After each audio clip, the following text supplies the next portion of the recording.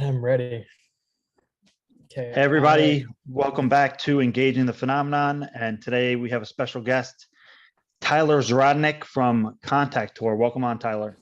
Thanks for having me, man. I'm grateful to be here with you. Yeah, it's a long time coming. We're both kind of in the CE5 community, if we can call it that. And if I understand correctly, you guys are celebrating your 2-year anniversary. It's coming up. November 27th, 2019 is when we first launched. Yeah, awesome, man. Right around the corner. Yeah. So how's it been running Contact Tour now for 2 years?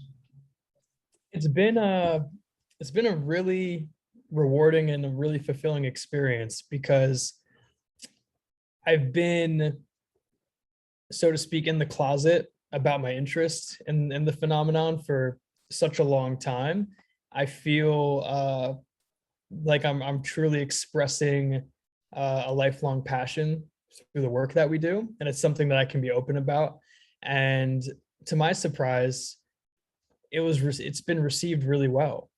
And there's a lot of people that show a mutual interest in it, and I've made incredible lifelong friends through researching this, and I keep meeting incredible people with amazing stories. And I'm just I'm just grateful to be a part of the space and contributing to the development and the research of the most important subject, in my opinion, that we're confronting as a species. So it's been great. Yeah, and so for people listening, I guess you could say you run Contact Tour. What exactly is Contact Tour? The abbreviation for Contact and Contact Tour stands for the Continuance of New Technologies and Cosmic Telecommunications. So essentially, when we first originated, it was an idea that I had in my mind of being a touring EDM, electronic dance music concert series, with the whole theme of the concert being disclosure. So having visuals that were actual documents from the intelligence community, having footage of actual sightings in between each act, the whole branding, having the aesthetic of like disclosure and ETs. And it started out as something fairly just fairly innocent, just a creative project and a creative idea. But I really did want to get the message across to a younger demographic that they're going to be the future leaders, and they're going to be the ones that are going to be making decisions in the next couple of decades on behalf of our entire civilization and our entire human family. So I was thinking of, what would be the most effective medium of communicating with them, like the people between the ages of 18 to like 21. Like, what would be the most efficient way to put something in front of them that they would want to go to and something they'd be interested in. And at the time I was touring as a DJ internationally. So I figured I can combine both of the brands together and make something that kind of contributes to that area of disclosure. So that's where it started. And then over the course of the last 2 years, and us having to adjust our trajectory from the COVID situation, we became more of a scientific research initiative. And we actually started going out and doing CE5. And we've been having really powerful and really profound experiences out there that still to this day make me question if what I'm seeing is if it's real. So it started as a concert series that was themed around disclosure of extraterrestrials, and then eventually it evolved into something much bigger than that, almost with a community of nearly 40,000 people. And just out of curiosity, did you when you were doing the like the EDM and the music and part of your show and set, I guess, is providing like disclosure materials and awareness to the crowds and to the audience. Did you ever get like feedback from them or their reactions? Not at all. No, okay. No, not at all. Okay. They took it as just like what it was. They took it as just a theme. They took it as, oh, this is cool. This is interesting. This is just a really creative idea. And plus, when people think of like ETs or what mainstream calls them, just aliens, people think of like Invader Zim, Mars Invaders, Independence Day. And I noticed it was kind of hard to shift people's perspectives towards it through that medium of communicating the idea. Because when people were at a show, I realized this too, because the truth is I never really attended a lot of shows as a guest or an audience member. I was always working in production on stage and sound management, or I was actually performing. So I pretty much had like a very lateral and linear perspective of shows, like being on the stage, giving to a crowd. But I never actually put myself in their shoes and was in a crowd in that kind of environment.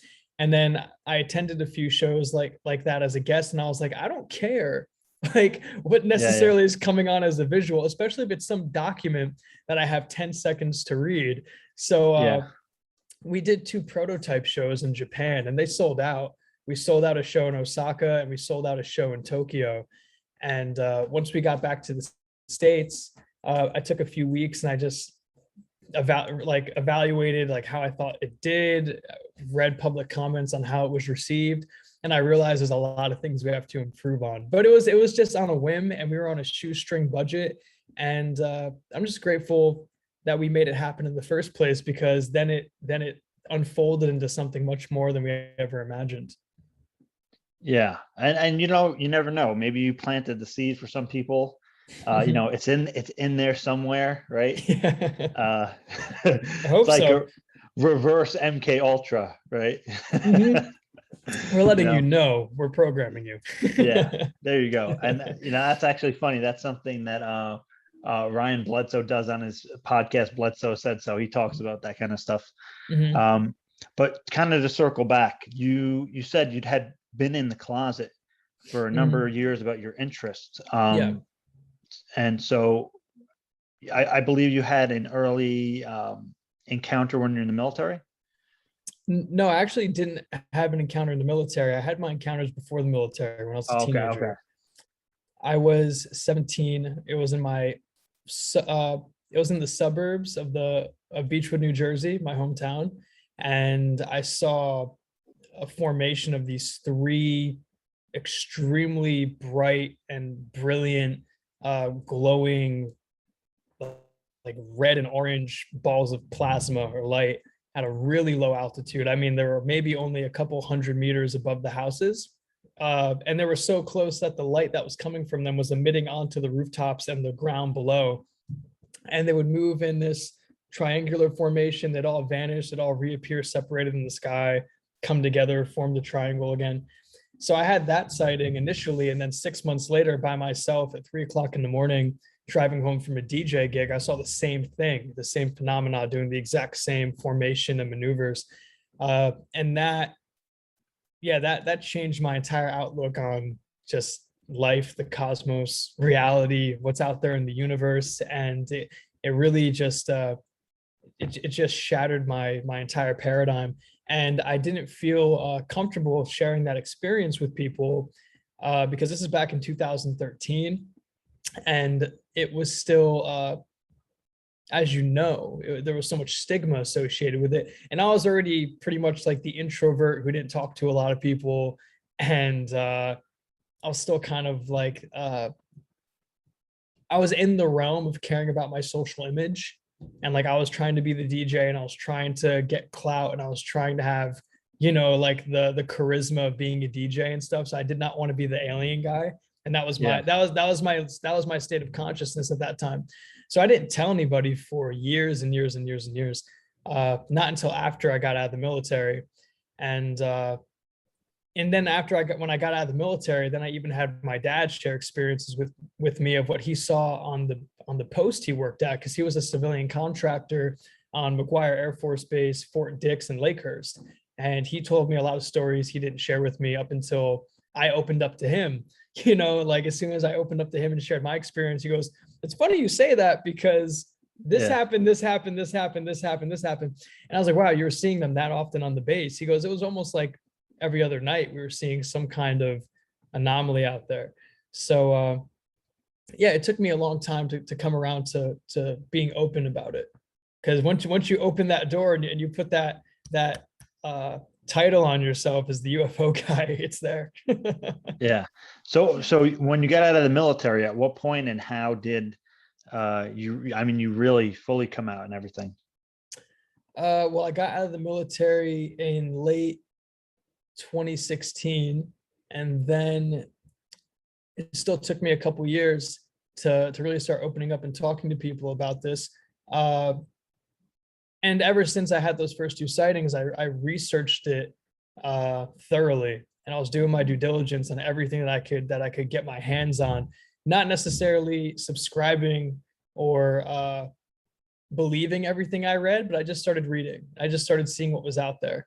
And what ended up happening is it got to the point where during my travels as a DJ, I started touring as a DJ in 2017, and then that abruptly ended with COVID. So for that time frame, when I was traveling all across Asia, I started just, for some reason, I don't know what brought this out of me. I just started asking people what their thoughts were about it.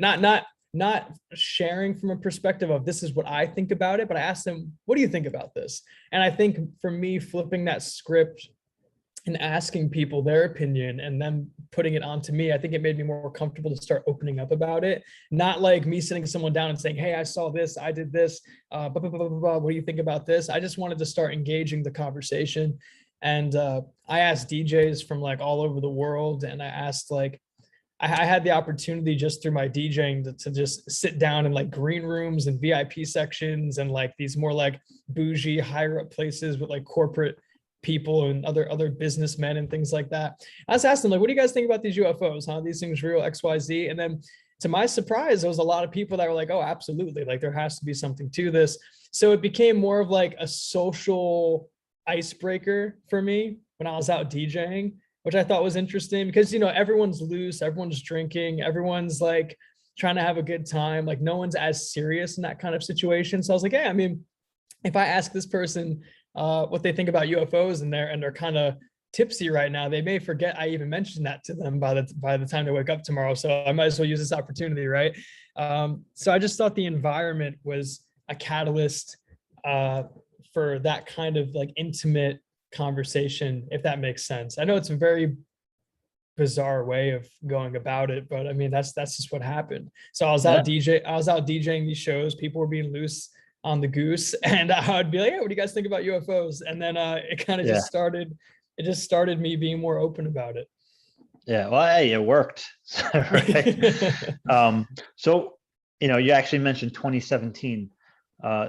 So do you remember like where you are, what you were doing, or when the New York Times article broke in December 2017? Tell me about that. Oh yeah, I was at I have a really close friend of mine named John Kaku. He's a brother to me. He is currently my manager, actually. I still have a management contract with him. So he was the one that was booking me over in Asia. So he got me shows in India, Myanmar, China, Thailand, Singapore, Taiwan, and all these other countries in Asia. And I was staying with him at his apartment in Taiwan, in Taipei. And I chatted with him about this quite a bit because he's really open-minded and he's low-key into that kind of stuff, like the paranormal and like the fringe subjects and the esoteric and the noetic, and like I could talk to him about this stuff, and he was like, hey, he's like, there's probably something to it. I don't think we know as much as we think we do. And I was sitting on his couch, and I was just on my laptop. I think I was going to go check my email, and I forgot what browser I was using, if it was like Yahoo or Google Chrome or what, but like the main front page, homepage headline was the gimbal. And I was like, holy shit. I was like, John, come here, look at this. And then him and I sat down. I remember watching Lou on CNN for the first time. And that was the first time I ever heard of Lou Elizondo, the first time I've ever seen his face on anything. I was like, okay, there's a guy with this huge white goatee. He worked at the Pentagon. And like, I'm explaining this to Kako. I was like, look at this guy with the goatee. He worked at a secret program at the Pentagon. They just disclosed this. I think at the time it was only the gimbal that I saw. So I didn't know the other videos. I didn't know the Go Fast and the FLIR was out there. I only saw the gimbal. And right there in that moment, like Kaku's like, this is probably going to be massive news. This is probably going to change a lot of things. And I felt the exact same way. And then I kind of felt a bit underwhelmed with the reaction to it, because I guess it took a couple years, because like 2017 up until the 60 Minutes coverage, that took years. Yeah. Yeah. So I guess in my mind, I was expecting that massive storm of press and publicity and that momentum to happen Yeah. right after that drop, and it took years. So I was Yeah. actually kind of disappointed and a bit underwhelmed, because I was like, this is the biggest news of God knows how long. I was like, and in quotes on the news, off-world vehicles not made on this earth, gimbal footage, a vertically rotated disc or bell-shaped object flying against the wind, and there's apparently a formation of them. I was like, how come no one is talking about this? So that's where I was. I was in Taipei at the time on my friend's couch, and I saw that footage, and I thought it was just going to change the entire fabric of our civilization. When I saw it, it really blew my mind. Yeah. Yeah. Yeah. Yeah. I know what you mean, man. And it took like so many New York Times articles. And I mean, I definitely, yeah, I could see underwhelmed for sure, but it was exciting. Yeah, For definitely. me personally, and I know for the research community, a lot of people, there's always a few kind of naysayers like, oh, this is just, Blue Book 2.0 and kind of, that kind of Mhm. thing. But I think most of the research community became reinvigorated.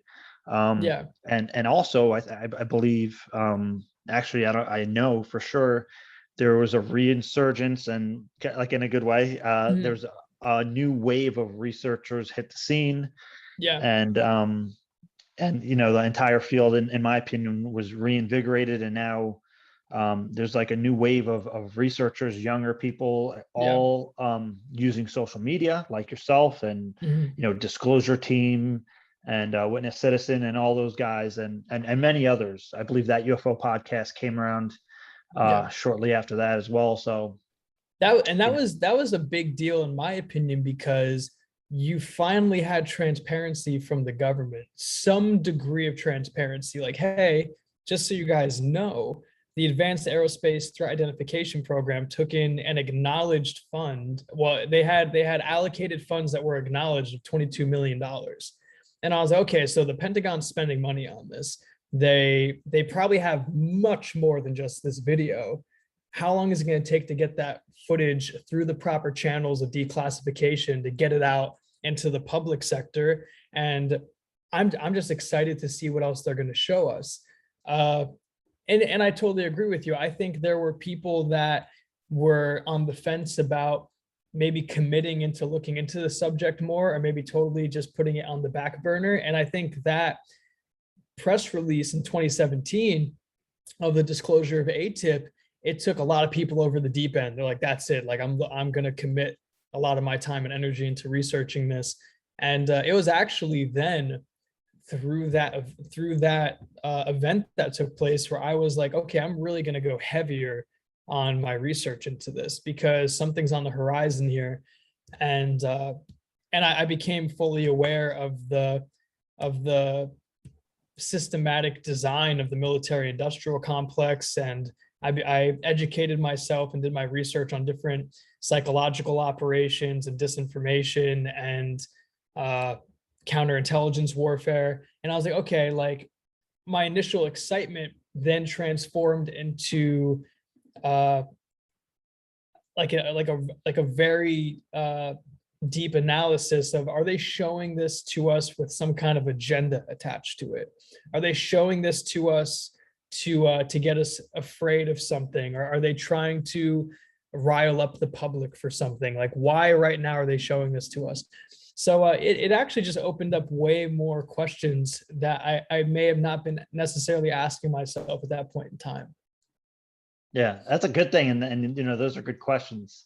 Yeah. And it seems to be that there are different competing rogue groups, some of which genuinely want this information out, and others that are, by all means trying to shut it down, even to Yeah. this day, um, Absolutely.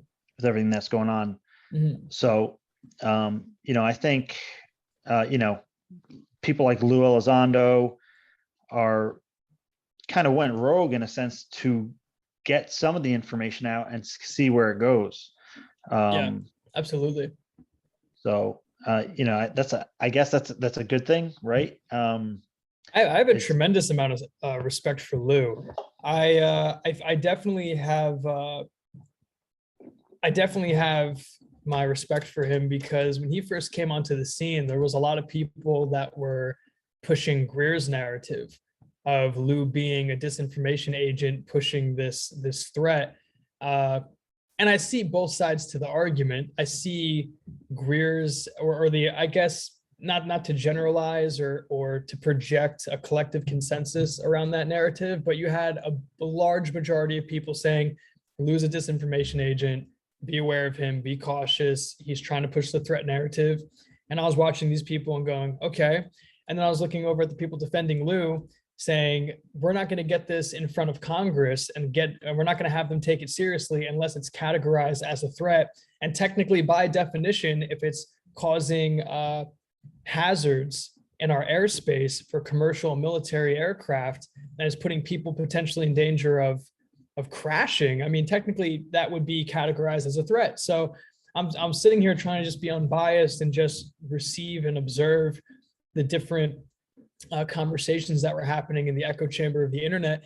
And I think that Lou's resilience towards all that is admirable. And I don't think a lot of people realize the amount of risk that Lou put on the table and he put on his back to do what he did, because he still has security clearances. He has a family. He has a lot of people that are close to him that he cares about.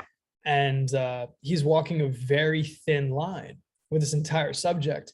I think out of everybody in the space over the last 30, 40 years, Lou Elizondo is the one that really brought this to new heights, because he was, when I first saw that groundbreaking story in 2017, whose goatee was on the front page of every single news station? It was Lou's ghost. It was Lou's goatee.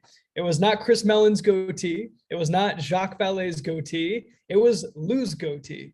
And I hate to use the goatee as like the reference, but that's what I used to remember him. Like when I was hitting people up, I was like, yo, type in ATIP and look for a guy with a goatee, and that's what I sent out to everybody.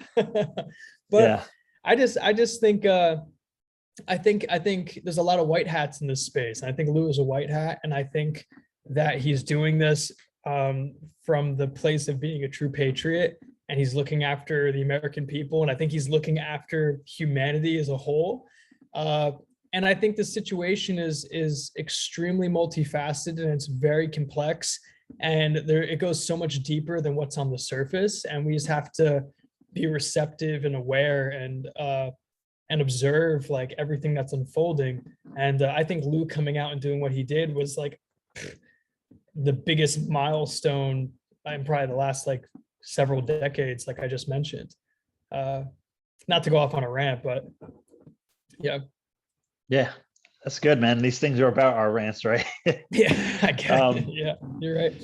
But yeah, so yeah, and I mean, some people just don't take into account that, not only did Lou take a risk, but a sacrifice. He left a tremendous job and role at the peak of his career at the DOD.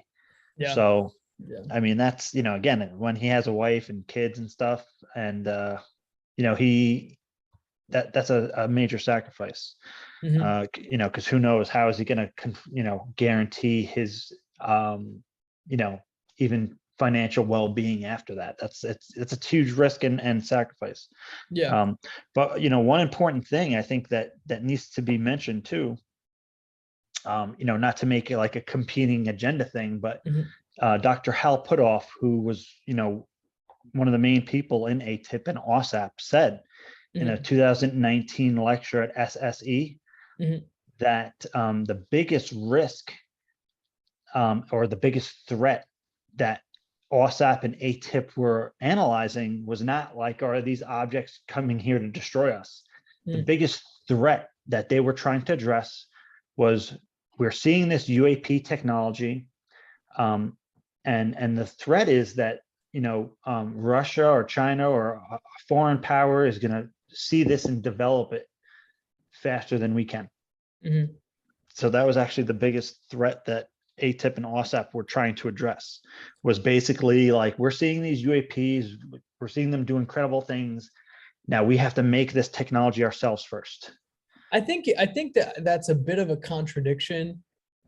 Just in that specific example you just shared with Hal Puthoff's presentation, because Steve Justice and Hal Puthoff being colleagues at TTSA, and even outside of TTSA, I imagine they've been communicating with each other for who knows how long.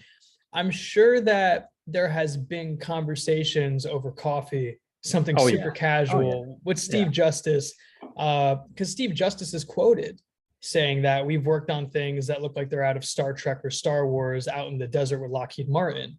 So I think there's a massive angle to this entire field of research that isn't addressed enough. And it's the fact that, statistically speaking, a large percentage of a lot of the UAPs that are documented or cited in the sky are most likely man-made, private aerospace technologies. So the fact that Hal would come off at a public, I don't know if it's a public presentation or not, what you just shared with me, or if it's out there for people to see on the internet, but like the fact he would come out and say, well, we need to make sure our adversaries can't develop this technology before we do. I'm like, Hal, I'm pretty sure you know, or you have some kind of knowledge or insights that we already have technologies that look remarkably similar to what these UAPs are. And how are we able to discern between what's potentially an extraterrestrial off-world asset and what's an advanced EG&G, Raytheon, Lockheed Martin asset? Like how do we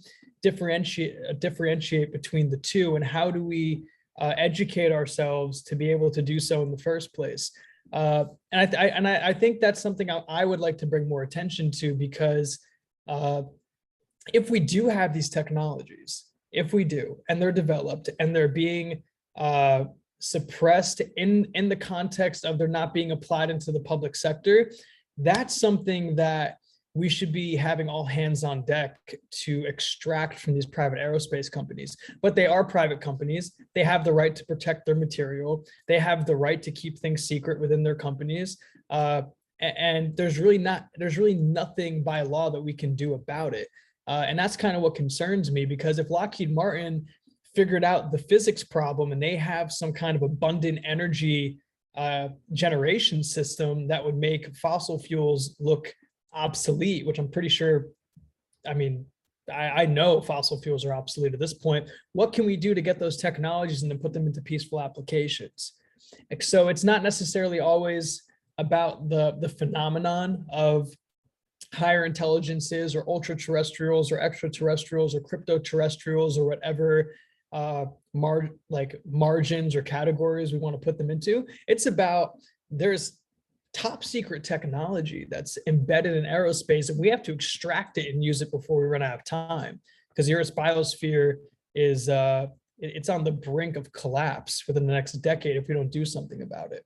So that's an interesting angle that I feel we need to really have a collaborative effort on with all these different researchers.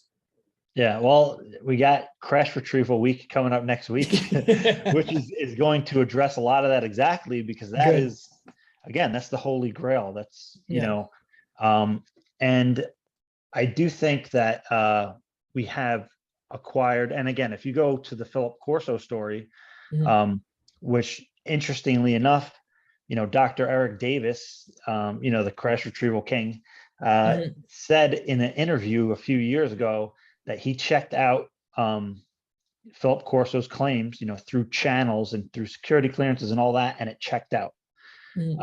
So some of that technology being acquired, and some of it being kind of like trickled down into the public.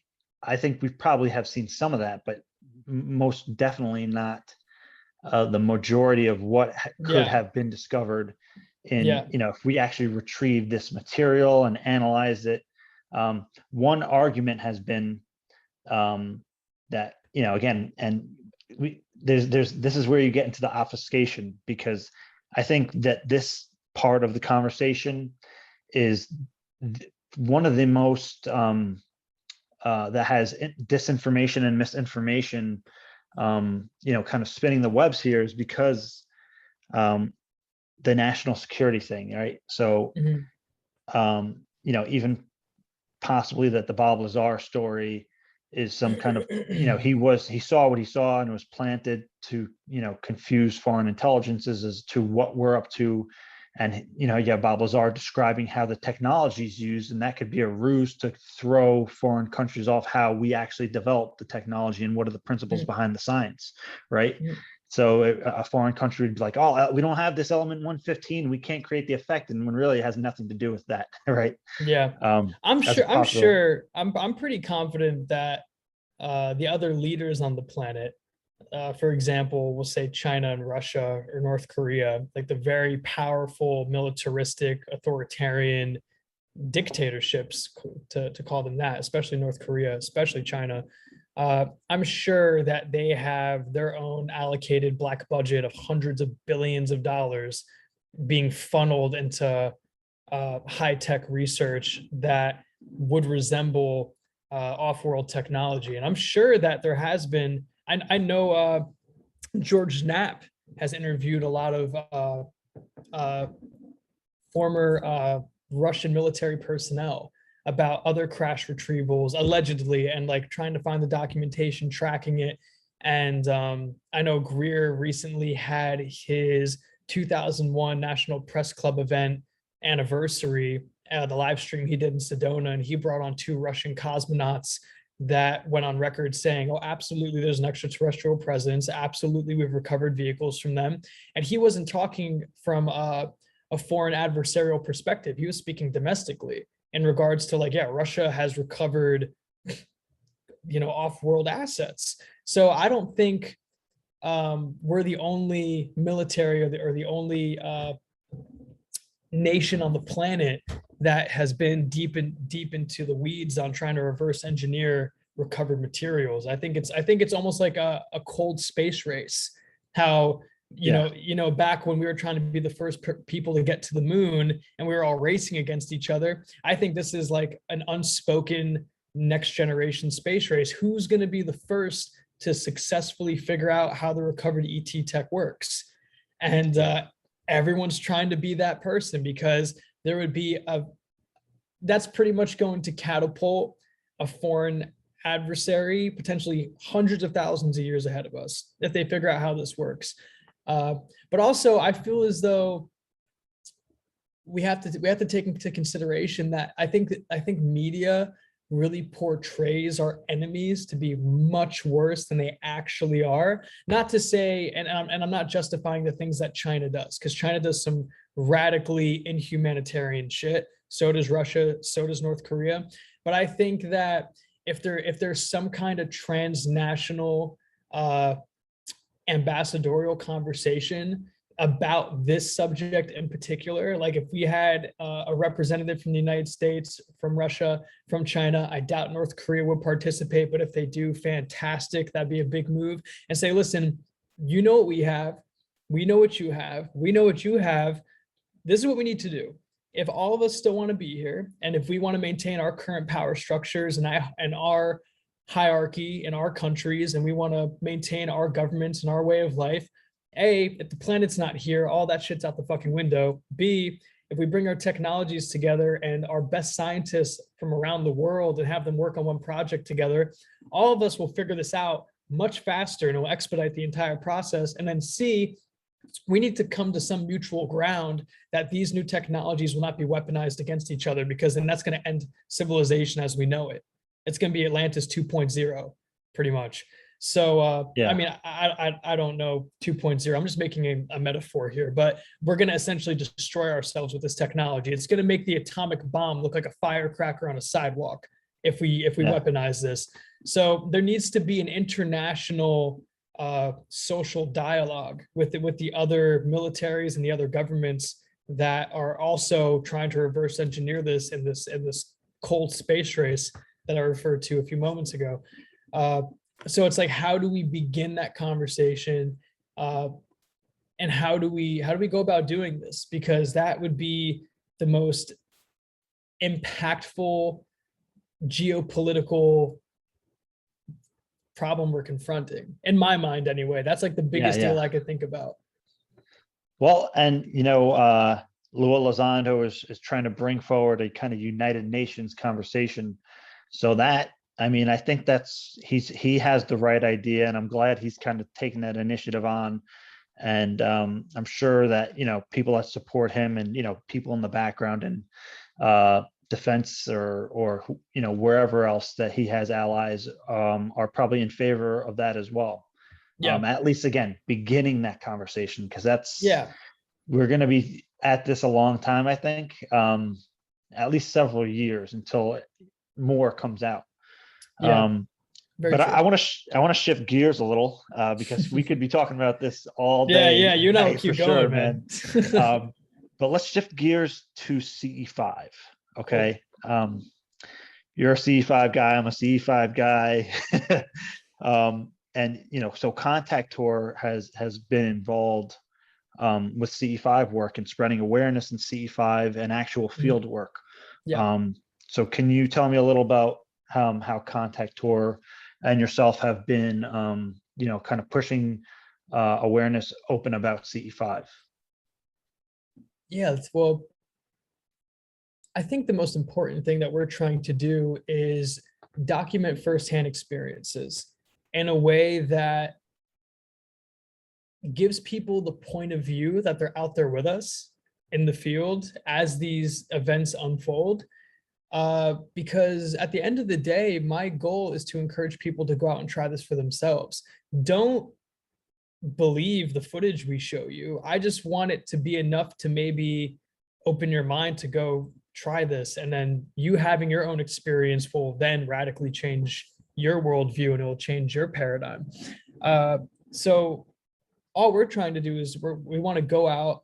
We want to just continue to improve our methods and our means and bring more sophisticated equipment with us so we can begin recording, electromagnetic field readings in our group and get a baseline.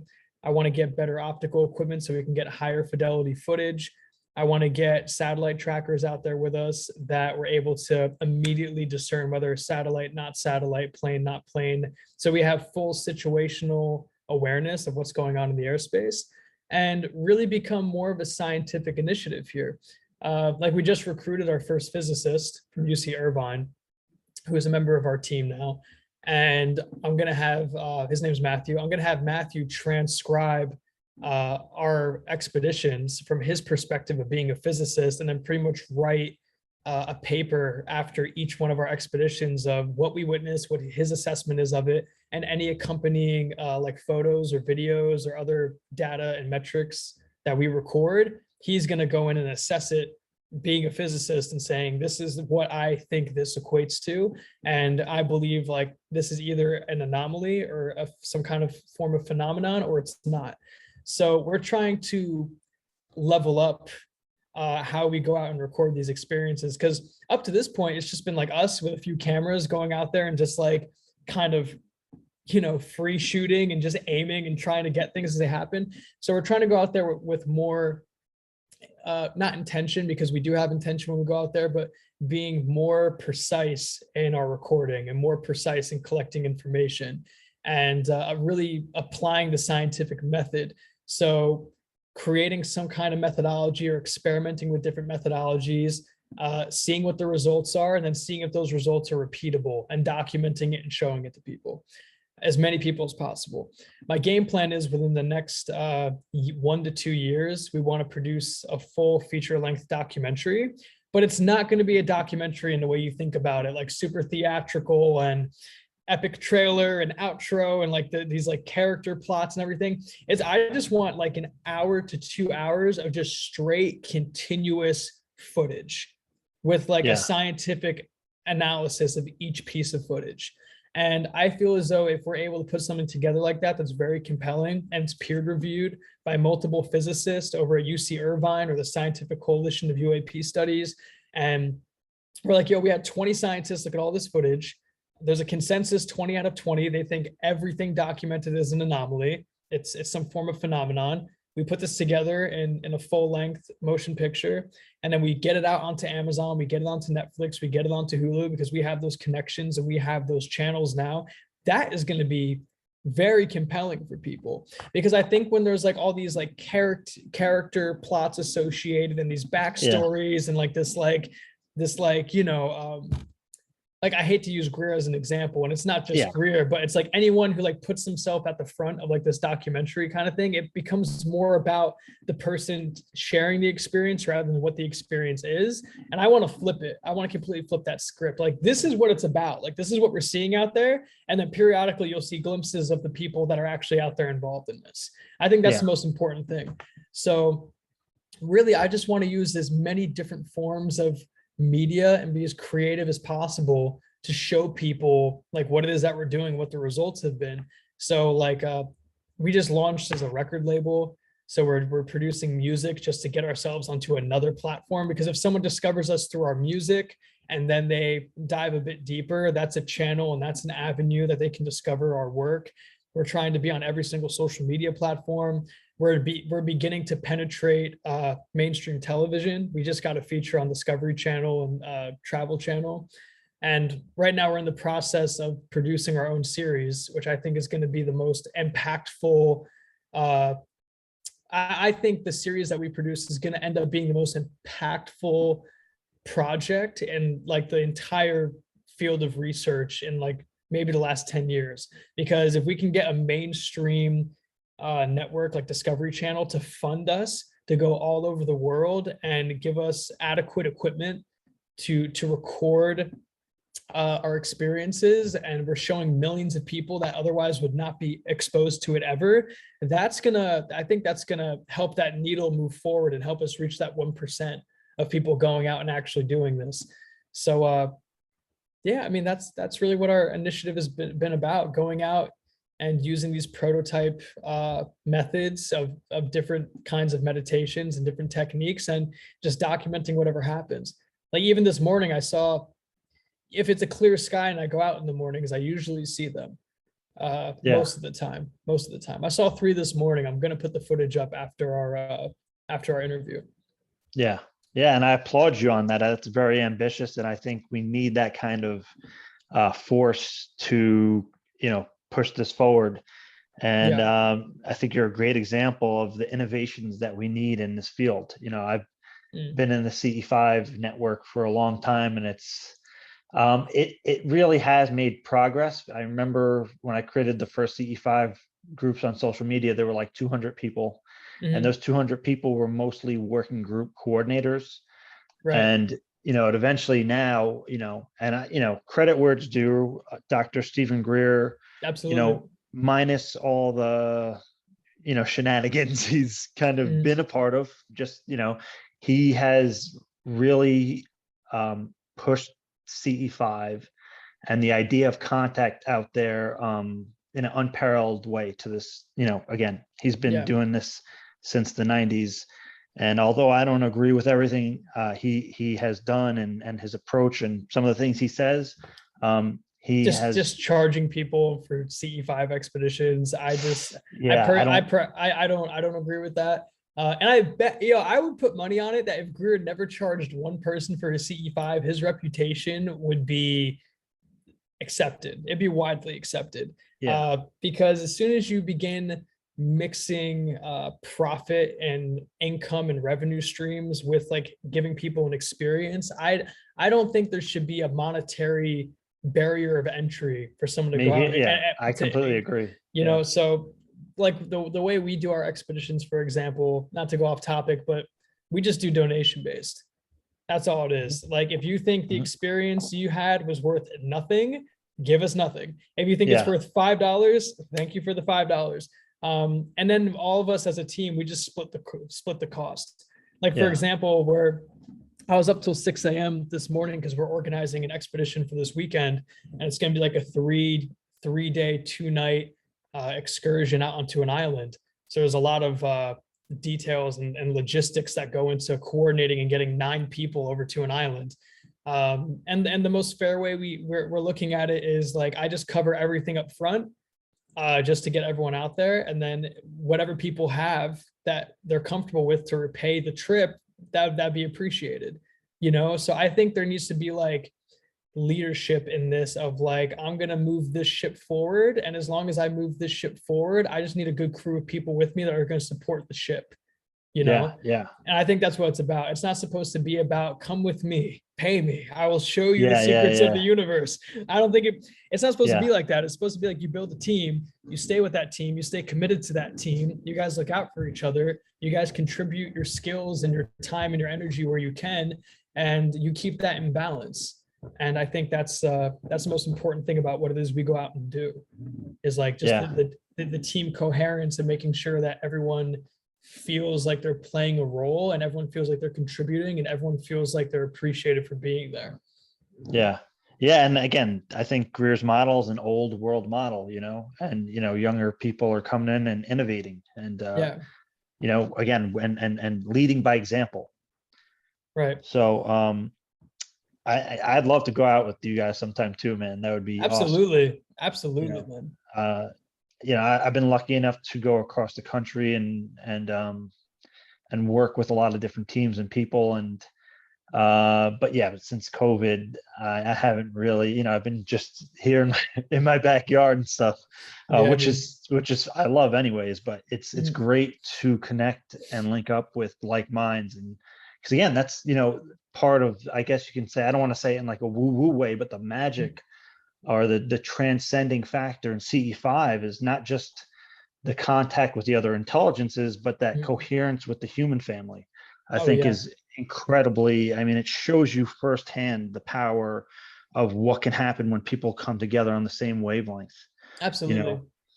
Um, And even the nature of it, that's the biggest thing that I love about it, is even if we go out there and we don't see anything, we're going to these exotic and remote and isolated places that just look like another planet when you're out there. yeah, And for me personally, the reason why we go out on these expeditions, because I don't have to leave my house to see phenomenon. I go to my right. balcony with my camera. I don't have to go anywhere. But I've noticed, and other members of the team have noticed, that when we go out to these really remote locations that are miles upon miles away from any urban infrastructure or any urban environment, the sightings are even more profound, and they're more intimate, and they're close range, they're low altitude. It's almost like calling a friend and asking them to come over to your house so you can see them, or going to their front door and knocking. Because I Yeah, think that if these are crypto terrestrials and they're aboriginal Terrans of this planet, and they've been here for millions of years prior to us, and they're not necessarily coming from outer space, they're not occupying residential, suburban, or urban areas. yeah, They're somewhere in the middle of the cut in the side of a mountain somehow. And like, we need to go out there and show them, hey, we're here. We put in this energy to come out here and see you. We come in peace. We're ambassadors for our species. Hello. And we'll see what yeah, happens. And yeah, that's the reason we just go out as far as we can. I mean, we've like the last CE5 expedition to Sequoia, I think that was like 7 hours of traveling yeah, to yeah, go out into the cut. yeah. I hear you, man. And it's great when you can do that, and you Mhm. almost have like a sacred space as well. Yeah, And absolutely. but does contact tour, yeah, just for people listening, for contact tour, when you guys go out to a site, or even before, say Mhm. you're going to go out on a Friday or Saturday night for the weekend, Mhm. um, what do you guys do to plan and prepare, and then when you get to the site to begin the contact work? It's a really relevant question right now, because just last night I was on a call with two team members and we were handling all the logistics for it. So the first thing we plot out is obviously date, location, team, who's going with us, packing list, agenda, transportation, accommodations, equipment, and expenditure, how much it's going to cost. So once we get those initial details out of the way, and then we put the funding together to make the trip happen, usually it's like myself, or like myself and one other member of the team, or three of us, we initially come together to cover the expenses, and then as we bring in more people, that want to attend and come with us. We divide the expenses amongst everybody evenly. So that's kind of the first thing we get out of the way, is the logistics of the where, the how much kind of thing. Yeah. Then after all of like the physical and material and linear stuff's out of the way, then we're like, okay, let's begin figuring out who's going to be leading meditation. Is there anyone else in the group that wants to try something new? Have you guys heard any new techniques? Have you guys heard of any new modalities that you think are worth attempting while we're out here? Great, let's do that when we get there. We do a team phone call before we actually go out and meet in person. So I actually have to schedule that this week. We're leaving Friday, so ideally I'd want to get on the phone like Thursday and just have everyone on a Zoom call and be like, yo, how's everyone feeling? I want to check in with everybody. Is everyone ready for tomorrow? Do you need anything? You need that? I'll bring it. Are you good? You need a ride? We'll come get you. Like that, we make sure that like everyone's prepared to actually go out and do this, like mentally, physically, emotionally, literally. Like, do you have everything you need to come out and do this? Like, if we're camping for 3 days and you show up without a tent or sleeping bag, you're gonna be in a rough situation. And we're camping this weekend. It's gonna be completely just like in a tent. So that's the first thing we do, is get all like just the basic details out of the way. Then when we actually arrive on site, the first thing that I usually like to do is to coordinate with our team photographer, Eddie. He's a very talented astrophotographer. And we figure out the different angles of where we're going to have the cameras pointing. He sets up his constellation tracker, his star tracker on his Sony. And then we set that up in one position. We set up the A7 II, looking at the group and recording the group to see if there's any kind of ground activity. Then we have the other A7 III pointing in a different direction. So the first thing we do is we set up like, I guess just the angles of the cameras. So like if we do see some phenomenon, we can run over to the camera that is like, I guess, positioned ideally for that in particular sighting, start recording, and everything is already set up prior to us going into meditation. I like to get a baseline reading of the EMF signatures that are around us. So I have everyone gather in a group. I take the trimeter. I usually ask everyone to shut their phones off and to shut any electronics off and keep them off, like for the duration of like as we do this. So we know there's going to be no interference from cell phones or iPads or laptops. We bring laptops out there with us because some of the software we use. And I go to everyone in the group and I get a baseline reading, which is usually anywhere between like 0.2 to 0.6 weighted EMF. And then once I get the baseline reading, I just take the trimeter, I put it in the middle of the group with the two radios, about 2 to 3 meters apart from each other. So we have our electronics in the middle of the group that, you know, the ETs theoretically can interface with as another means of communicating with us. And then Sharon usually leads us in our meditation, and we drop into a meditation which can last anywhere between like 25 to 45 minutes. And then we'll come out of meditation, we'll do sky watching for a little bit, go back into meditation, do sky watching for a little bit, break away out of the group. And it's pretty much a free-flowing kind of felt experience. Like we just try to use what feels right and what calls out to us. And sometimes things are really organized and they go smoothly, and sometimes we just free game it and it's spontaneous and it's completely improvised. But I think something that's routine and it's part of our regimen is setting up our camera equipment, getting a baseline reading of the EMF fields around us, making sure all the electronics are shut off, and going into group meditation. Do you guys have a preferred method of meditation or like what I would call like a contact or connection sequence? CTS. Okay, so the CTS is your go-to. Yeah, I've noticed. I think for the group, keeping everyone on the same focused intention is extremely important. Because by no means are any of us like highly proficient meditators. I mean, like I'm not here sitting meditating for 2-3 hours a day. I'll maybe meditate for like 10 to 20 minutes a day on like a good day of me actually committing to it. Like I'm gonna sit down, I'm gonna meditate right now. And that's maybe like 20 minutes. So I think having a guided CTS meditation helps everyone stay focused and tuned in to that same thought form. And we're able to amplify it and project it the more people we have consciously focusing on it. But then I've noticed in my experience, and I'm only speaking for myself here, but I've noticed that I have a lot of remote viewing experiences. I usually get really quick glimpses of some kind of aerial view of where we are. I don't fully understand what that means. I don't fully understand how that works, or how I can really apply it. It's just something that kind of naturally happens. If I go deep enough in the meditation, I have third party points of view of our group, which I find interesting. I guess that's a strength of mine that I'm going to try to continue to develop and explore, because for an example, the first time it happened that I can recall, we were at Ventura, California on the beach, and it was Sharon was across from me, Adam Curry was on my right, and my friend Jeremy was on my left, and then Eddie was down at the shore doing his astrophotography. And I had like a really clear, vivid image in my mind. It was the first time it ever happened, and it was an aerial view of the beach coming from the north. So PCH Highway, Pacific Coast Highway, runs up the California coast, and from the perspective of where I saw that aerial point of view, it was coming from northbound. So when we came out of meditation, I kind of like look northbound, kind of like scanning the sky, because that's like where I saw that image from. And I told the group, I was like, let's start walking up the beach going north. I have like just a feeling like, let's start walking up this way. Let's see what happens. And then we walk for maybe 10 minutes up the beach, and then we see this really incredible sighting coming from that direction. It comes in from the north, from what I estimate to be about the same altitude that I had that remote viewing experience from. So ever since that experience, I realized like, oh, okay, so like there's something to remote viewing. And then that's when I really dove into the weeds on like Hal Puthoff and Pat Price and Ingo Swann and Russell Targ and like the CIA's remote viewing program. And I was like, okay, this is a real phenomenon.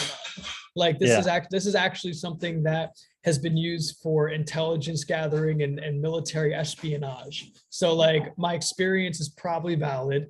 And then having that experience of having an aerial view, then immediately seeing this flashing sporadic orb of light in the sky.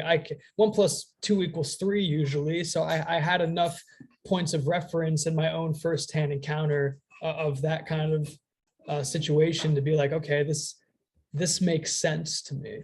So usually when I go out there, I try to like remote view like the area. Yeah. And I believe everybody, usually has like a unique way to contribute to the group. So, through even again, just their innate abilities, some people are really good at viewing.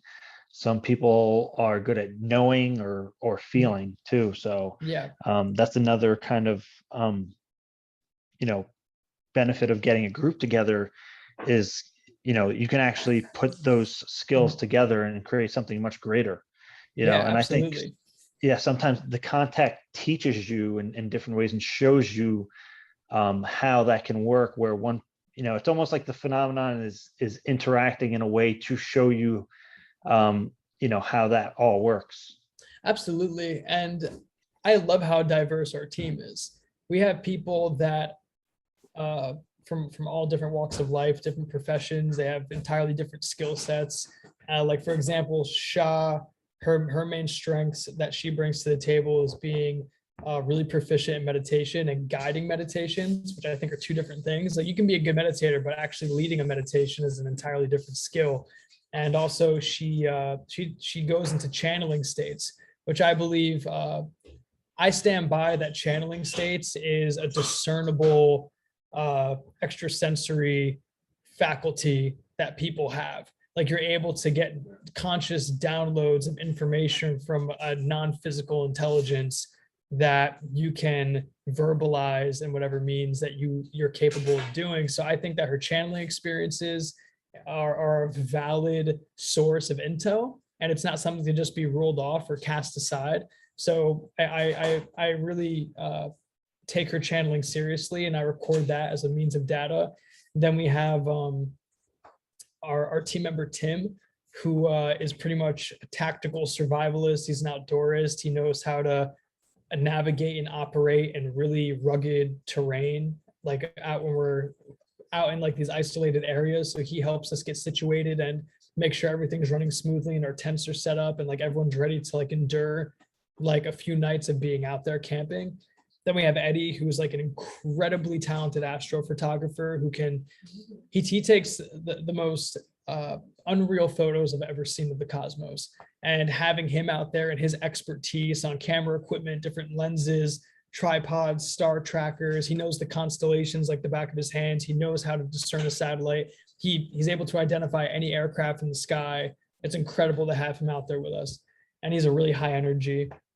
Then I feel like my skill set being a trained observer from the military, and I guess being more well-rounded, like I can operate a camera, I'm a trained observer, I can go into meditation, I can discern like what's in the sky, and like that's a plane, that's a helicopter, that's a drone, that's a Mylar balloon, that is this, that's that.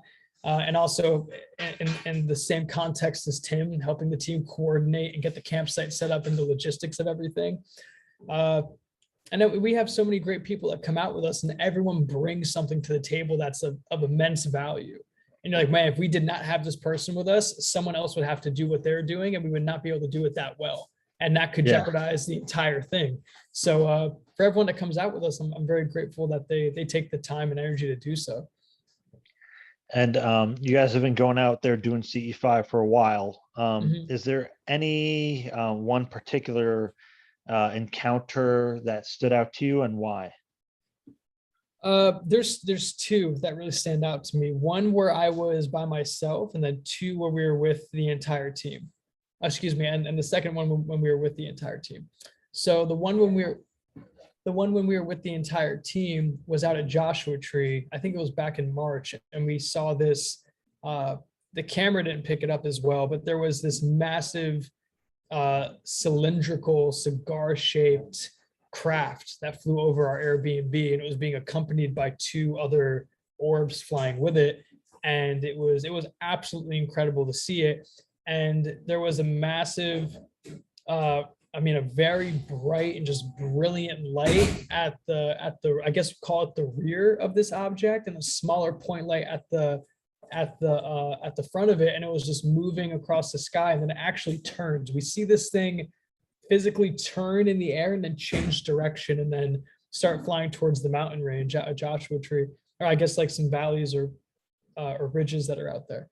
And that was profound. I mean, us seeing that, it just blew our mind. Like, are you guys seeing this massive transparent like glass cigar? Because it, like, you could see the outline of it, but it was transparent, you could see through it, which is the most mind-boggling trait about that sighting. Was to the naked eye, you saw some outline of some cigar-shaped object with these lights attached to it, and it's moving through the sky, but you're able to see the other stars through it from behind it.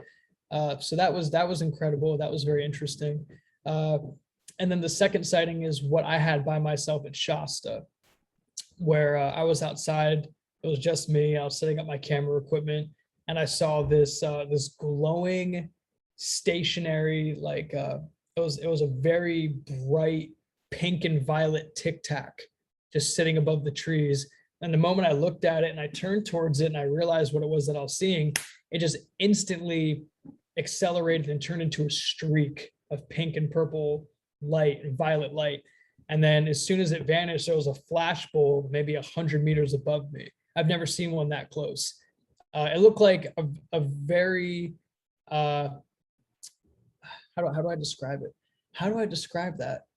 Like, I'm sure you've seen flash bulbs going out and doing, the contact protocols, but imagine seeing one of those flash bulbs if it was like maybe a couple meters away from you, like how bright that would be. Like, yeah, we've had that happen in the field. Right. Yeah.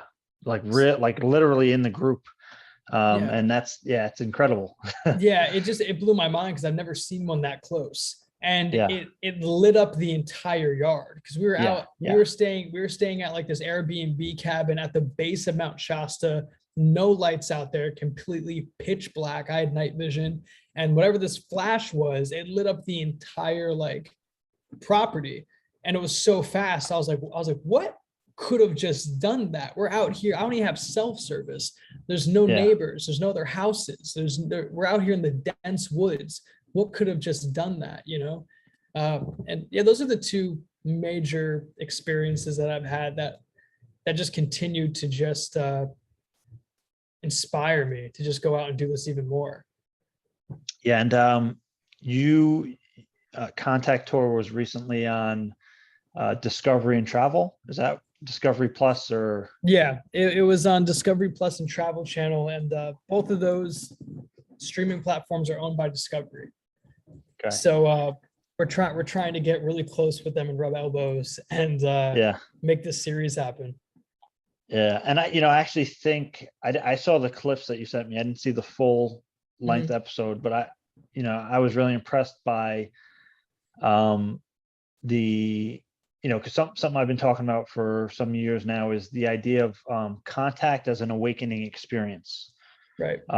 And by awakening experience, I mean that can be seen as a generic term, but awakening in the sense of your consciousness kind of expanding to more profound levels, and in a very literal way where it changes your perception of reality. So it changes the fundamental view of how you view yourself and the universe and the cosmos and everything. And so I've often equated contact as just one of many ways that can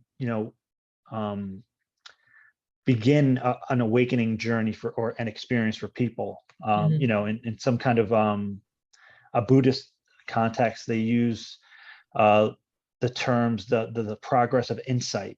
So they have an entire map of awakening. They've mapped it out, and this is thousands of years ago in Theravada Buddhism. They have something called the arising and passing, which is an experience that is usually energetic, visual, and profound, that once you have the arising and passing, there's kind of like no going back for you, for better or worse, because some people don't handle it well. I've had moments where I don't mean to break up your train of thought, but you saying that people didn't handle it well. I've had my fair share of moments where I've been so deep into like this introspective analysis and inquiry about it that like it actually caused a bit of stress, because it makes you at times frustrated and confused and overwhelmed, and it makes you feel small in some regard, because when you come to the realization and you fully integrate this information that there are intelligences out there in this infinite creating universe. I don't think the universe is created. I think it's constantly in the state of creation, and it's going to go on forever. We're not the center of the universe. We're not like everything that, and it could be a liberating feeling too, and it has been just as liberating as it has been like overwhelming. It can go one of two ways. It can be this extremely liberating insight you have, like, oh my God, like we're so small, fucking, it's all good. This is totally fine. Yeah. And then the other hand, you're like, we're so fucking small, like, it can make you overwhelmed. And I've had both experiences. To the point, like I had to take like a break from Contact Tour for like a while, because I felt like there was a piece of me that was not lying to people, but I found myself like, I had so much conviction about these sightings we're having were extraterrestrial, like absolutely, like without any shadow of a doubt, they're extraterrestrial. And then I sat back a few times and asked myself, I was like, besides like my own personal experiences and like my own encounters, like how do I know? Like how do I absolutely know like these objects are extraterrestrial? I mean, there is an absolute abundance of information out there that when you cross-reference and weigh those materials, like you'll come to a rational and logical conclusion that we're probably being visited by off-world intelligences. But then also, speaking of cosmology, there's probably so much more than just extraterrestrials. Like we only perceive 0.03%, no, excuse me, 0.03% of the visible light spectrum. Like we're only operating from 1/3% of reality. And then the reason I got this book actually right here, because the cover catches my eye so well. Yeah. Yeah. Passport to Magonia by Valet. Yeah, I just started reading that actually. It's been on my read list for a while, and I finally just pulled the trigger and got it. I have to spend some time today to read it because I'm only like a couple pages in. But I thought the cover was so fascinating because I was like, okay, like whatever phenomenon we're going out and we're engaging with and we're having these direct experiences with, it's the same phenomenon that's been documented throughout folklore, throughout religious texts, throughout superstition, throughout the occult, throughout the mysticism that's unfolded for like thousands of years, from ancient civilizations all the way until now. And the point that Valet makes in his book is that we're subconsciously and continuously developing mysticism and superstition that comes in the form of UFOs. It's nothing different from when Christopher Columbus was making his expedition across the Atlantic Ocean to come here, and they were seeing flying candles in the sky, or there were gods coming down on their chariots of light, or in the Bible, the spinning wheel of fire that came down from the sky, and these light and angelic celestial beings. Like I just think this is the same phenomenon that we've been witnessing throughout written and recorded human history, but just based on our current state and our current level of consciousness and our insights that we have available to us, and the available information, we're just categorizing it as a different thing, and it could all be the same thing. So then there was a piece of me that kind of went into this state for a while. I was like, oh man, have I been misleading people saying that what we're going out and seeing is extraterrestrial? Because it could very well be like anything. Like the only thing that I had to rephrase how I said this, that it's my personal belief, it's my conviction, it's my opinion that there's enough available evidence that led me to the conclusion that we're being visited by off-world intelligences, but simultaneously, we're also engaging with who knows what else is out there. Because if these extraterrestrials have the technological capability of phase shifting beyond light, and they're able to become non-physical, they're probably coexisting and occupying realms with other beings that are already non-physical to begin with. Yeah. So whatever's going in and out of the wormhole, so to speak, or the portal, or the door to the other dimension, how do we discern and know what it is? You know? Yeah. And that's why the cover to Valet's book caught me by the eye. And I was like, oh my God, that's such a powerful piece of art. I don't think people realize how powerful that image is. Because is that the newer version?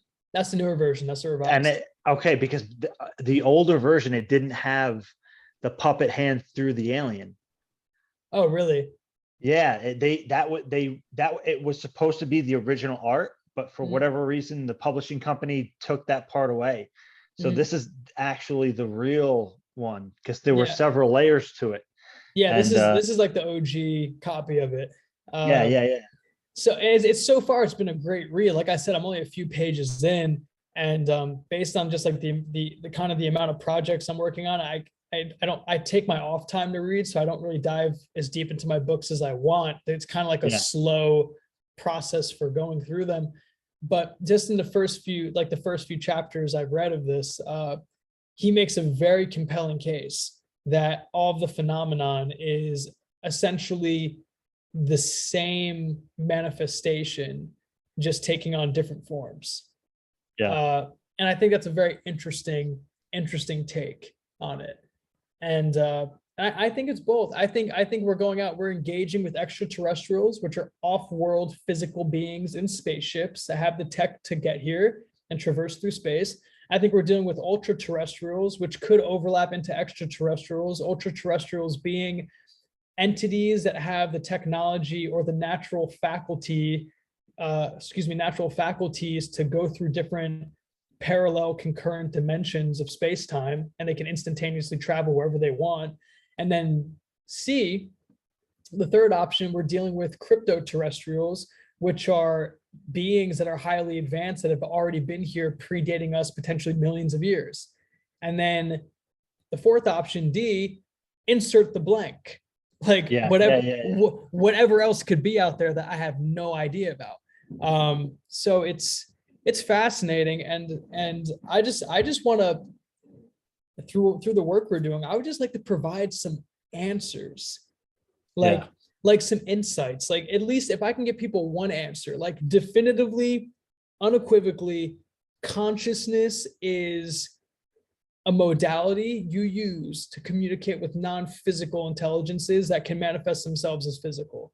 And they can have technology, they may not have technology, they may take form as an ET, like a traditional gray caricature that we all generally are aware of, or they could take the form of like some angelic winged being that suits your religious ideologies. So but either way, at the end of the day, consciousness is like this primary component in manifesting any of those things to begin with. Man, I just went off on a rant. I just good rant. It's a good one. I just kept going, but I don't know where I was going with that. But I guess the point I'm trying to make is, I just felt like, I just don't want to tell people I know anything. Yeah. Well, and again, at the beginning for me, like years ago, my initial, even after having some pretty extraordinary contact events, my initial instinct or, kind of presumption was that these are extraterrestrial biological entities. And, I don't want to say I grew out of that, but the more I really looked at it, the more I'm kind of like, well, how do I know that? And, how can I be certain of that? And, even just the experience shows you that there's so many more possibilities. So I think, again, we in this 21st century have a predisposition to jump to the alien or extraterrestrial conclusion, where, a few hundred years ago, that the conditioning was that these are spirits or angels, because that was the belief system of the time. Right. So I think that's a natural kind of progression, right? Although you just look at the current science, right? It's almost impossible that there is no extraterrestrial hypothesis, right? I still think that is one of the most likely, if space-time is infinite in all directions, seemingly, why couldn't or wouldn't there be, another intelligence, either similar to us or not, have advanced technologically enough to be able to travel through time space, to reach different points in space or even time. Right. So I still think that is a very likely, and I still think that is one of the phenomenon that we're observing and engaging with, just as likely as some of the other ones. I think it's, we're probably dealing with several different phenomena. And, again, I think we have to keep an open mind. But I think the extraterrestrial hypothesis is still a very strong one. And it just seems silly that the argument, there's extraterrestrials out there, but they can never reach us. I mean, that's so such a limited perspective. I mean, and that's also us projecting our current development onto them. Exactly. That's saying, okay, so we're going to use our progress as a point of reference as to where every other sentient, conscious, technologically advanced species in the infinite cosmos is currently at. Because, we're at the top of the pyramid of creation. We're the pinnacle center of the universe, and there's nothing more advanced than us. We still have to pull gas out of the ground and burn it to get from point A to point B. we're just as technologically advanced in the public sector as we were back during the Industrial Revolution. The only thing that's changed is we learned how to put touch screens on things. We learned how to make things a bit more seamless with fabricating bodies and external shells. And we have phones. Besides that, like what, and we have computers.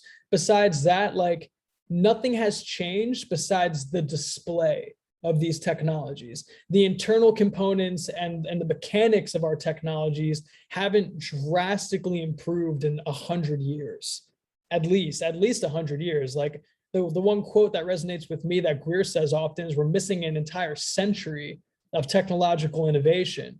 And I think that missing century of technological innovation was systematically suppressed through different hierarchical power structures of the military industrial complex. Anything that would directly disrupt the petroeconomic system, anything that has a greater efficiency rate over fossil fuels is going to be confiscated for national security interest. And it's very blatant, it's very obvious, it's in our face. I think it's so much in our face that we overlook it, because the best way to conceal secrets from people sometimes is just to hide it in plain sight, make it so obvious that no one would relate the 2 points of information, because if it actually had significance, it wouldn't be open in plain sight like that. It's like all the gas pumps around us, these linear power lines, and these power plants that are all over the place. Like people are wondering, well, how come they don't tell us about extraterrestrials or UFOs or these other intelligences that appear to have superior technology? Hundreds of trillions of dollars of assets globally are going to be obsolete when that happens. How do we navigate a situation like that where the entire economic infrastructure of our planet is disrupted? How do we make a smooth transition into that post-disclosure world? Yeah, and then, even Dr. Joseph Birx has made the point, maybe people are not going to see borders as seriously.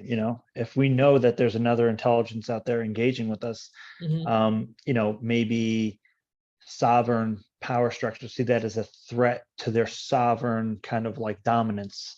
Exactly. People, it's Stanton Friedman, I believe, made the same point decades ago, that the people would just see each other as human beings rather than American or Chinese or whatever. Like I'm Caucasian, you're Asian, you're Indian, you're Black. Like we have this like primal instinct as human beings to tribalize against one another based on these really superficial and surface level character traits, which to me still blows my mind. This is even a conversation in 2021. Exactly. You have groups of dedicated individuals that are going to oppose another group of individuals based on the pigmentation of their skin or their sexual orientation or their religious ideologies or what have you, that's going to keep us separated and marginalized from each other, which is absolutely fucking absurd. Because if anybody, and I have not experienced this, but I'm saying hypothetically, if anybody had the opportunity to go into space and they experienced the overview effect that Dr. Edgar Mitchell talks about, which inspired him to start IONS, the Institute of Noetic Sciences, and you get up there and you see that, oh, we're on this blue, colorful garden oasis of an orb floating in an infinite vacuum of space. You're going to come back and you're not going to look at anything the same way. It's like what we just mentioned, like almost witnessing the phenomena is like almost it's some kind of awakening experience. Because, and I couldn't even imagine people that have face-to-face encounters with like entities, because I've never had a physical encounter with an entity. So I could imagine, like, what if you're standing in front of, like, arm's distance away from a physical, distinctly non-human intelligence that came here on a fucking spaceship. Yeah. Like, how are you going to go out that night and look at your neighbor? How are you going to go out that night and look at your friend up the street? Or when you go to the gym and you're looking at all these other humans around you, you're like, oh my God. Like, we are not it, ladies and gentlemen. Like there is a lot out there that's going on. And I think the problem with people shifting their paradigm is that you have to take responsibility for that information. You either have to suppress it within yourself and bury it deep into your subconscious or unconscious mind, and then attempt to carry on with your way of life as you were doing so up until that point of when your paradigm shifted. And I think you can only suppress that for so long. Yeah. Or you just deal with what's on your plate in front of you and say, okay, this available has been brought to me. This information is available to me. It's been brought to me. This changes how I look at everything. What can I do to adjust? Like, what am I doing as a person? What am I doing to contribute to society? Is the way I'm living sustainable for the planet? Is the way I'm treating other people sustainable for my relationships? Am I getting along? Am I being cooperative with the people in my life? Am I giving back to my community? Am I looking at the role of humanity in a greater cosmic context? Not just like, my name is Bill, I work at Home Depot, 9 to 5, I'm saving up for my retirement, I'm going to go home and watch my TV, and that's my life. Yeah. Like humans have allowed these systems to water down what we actually are. We're not just these upright walking apes that are supposed to create income, contribute to an economy, and die. We're like these infinite potential godlike beings. Like, we can split fucking atoms. We can build these incredible technologies. We can create beautiful works of art. We can make music. We can do all of these things that are almost godlike. Yeah. Like, we're the only species on this planet, to my knowledge. Okay. I mean, Right, there's probably other stuff out there, but we have these incredible capabilities and we have these incredible faculties that I don't even think we're tapping into a percentage of it. And then you have this federal regulation around conscious altering substances, which is an entirely different conversation. But there's a famous quote by Graham Hancock, which resonates on a very deep level with me, that there's a war on consciousness. Like, these systems and these hierarchical power structures that are controlling our world in a very totalitarian manner, they want humanity to remain at the same level of consciousness. That's why anything that expands, like, why is it that I can go to the liquor store on Friday night and buy enough booze to poison myself and put myself into the hospital, or drink enough booze that I can go out and destroy an entire family by getting into a drunk driving accident, but I can't sit home in the privacy of my house and take a mushroom? That's against the law. That's a Schedule 1 substance. Yeah. It's backwards. Like, we're living in a world right now where an unhealthy human being has more economic value than a healthy human being. And we're living in a world where a cut down tree has more economic value than a tree that's upright standing and thriving in nature. We're living in a world where an unmentally stable human being has more economic value than a mentally stable human being. And we're living in a world where war is more profitable and more economic than peace. And you have to go into different states and higher states of consciousness to come to that realization. Be like, oh, the way we're fucking operating is backwards. Yeah. So what are we going to do about it? And that's why CE5 is such an important thing to me, because just people going out and seeing something like that, it can onset and bring forth all of these profound insights like that. Yeah. Like, the way they're able to get here, like, if these are ETs, right? We'll just use the ET hypothesis. Some civilization out there in space figured their shit out. They got to the point where they were able to dedicate most of their time to space exploration, right? Like, that's where they're at. They're probably a pluralistic, singular, unified species. I was like, all right, guys, all right, there's peace here. We figured our shit out. Let's go to space. Boom. And then all the resources just take them to space. And we're not fucking even close to that yet. Yeah. Like, we're not, unfortunately. So if they can, I guess what I mean by this, and I always go into these tangent rants, especially when I don't sleep. I'm on 2 hours of sleep right now. So my thing is that if they can figure it out, we can figure it out. And we're not going out there to like empower them and to like be like, hey guys, solve our fucking problems for us. No, we're going out there to see the example of what's possible. and then Yeah. bring that information back, share it with people, and then try to recreate it for ourselves. So yeah, another rant. That's it. I'm gonna make sure next time that I get you on that you're sleep deprived again. I totally, dude, I totally So am sleep deprived right now. It's no, but crazy. yeah, actually, that's a whole nother thing of there's actually spiritual practice where sleep deprivation is part of the training, I right? believe it. I totally believe Yeah. it. No, it is. It is actually. It's like it creates an altered state, actually. Yeah. Um, but again, I can go on with you forever, man. This has been fantastic. I went totally off the Um, rails. I apologize. no, it's all good, man. I love it. I think it's Cool. been great. I think it's been very insightful. I think it's a powerful message, and I think you're very articulate in bringing that forward. So I really thank you for that, Oh, thanks, man. and You as well. everything that you're doing. Great, I appreciate it. And just so two more things for Okay. the audience. Where can they find all your work? Contact Tour on everything. Yeah.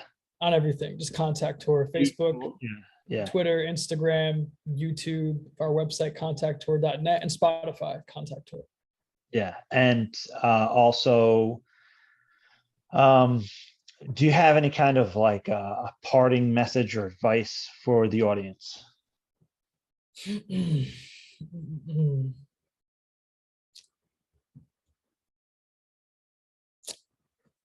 Yeah, operate and make decisions from compassion. Yeah. We need more of that right now. Yeah, for sure. Operate and treat people with compassion. We don't know what other people are going through. We don't know what's unfolding in their lives. We don't know what obstacles and hurdles they're struggling with. We don't know what their mental state is. And we just need to bring more kindness into the collective and the population right now. And then the planet really needs it. So I just say operate from compassion and go out and try CE5, see what happens. Yeah. That's sure. really all I got to say. Yeah, just be compassionate and get more sleep. and go to bed at a reasonable time. Damn it! Like, fuck. Oh, and take C60. Take C60. What is that? C60. It's carbon 60. I take it every day. What is that? What is that? Carbon 60. It's actually funny. You know Adam Curry? Yeah. Adam Curry, fucking love that guy. A good friend of mine. He put me on to carbon 60. It's this interesting supplement, and it was originally used to lubricate space equipment for NASA. And before they wanted to expose the engineers to it, because they were going to spray carbon 60 on the equipment, so like the atmosphere friction, it like doesn't burn up, the spacecraft. They exposed lab rats to like copious amounts of C60 to see like what the effects would be. And they found that like the lab rats, like their life expectancy increased by like 6-fold. And they started reproducing like crazy, and their energy spiked, and like their vitals were just getting better and better, to the point that they're like, okay, we have to stop giving the rats C60 because like we started with 3 and now there's like fucking 40 of them. Like these rats are just getting healthier and healthier.